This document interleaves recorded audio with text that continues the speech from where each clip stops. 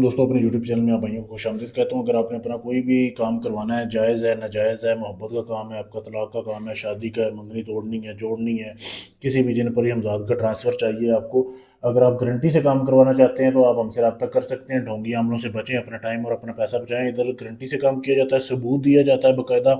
जब चिल्ला किया जाता है कि देखिए जनाब आपका काम हो रहा है। अगर आपने शोहर को काबू करना है, दुश्मन से बदला लेना है, कोई भी काम है, आप पाकिस्तान से हैं, इंडिया से हैं, यूके से हैं, फ्रांस से, कहीं से भी हैं, बहुत से लोग हमारे पास आ रहे हैं जिनका काम करके देते हैं, गारंटी से करके देते हैं। तो आखिरी उम्मीद समझ के आप हमें रब्ता करें, इंशाल्लाह आपको मायूसी नहीं होगी। लेकिन टाइम पास लोग जो है वो रब्ता ना करें, क्योंकि बहुत से लोग आते हैं सिर्फ चस्का लेने के लिए, टाइम ज़ाया करते हैं, अपना भी हमारा भी। तो मेहरबानी करें, जिसने काम करवाना है वो रब्ता करे। हदिया पहले होता है, क्योंकि अमल करना पड़ता है, मेहनत होती है, खर्चा आता है। अभी भी ये किसी का काम करने लगा हूँ मैं, गोश्त वगैरह पड़ा हुआ है।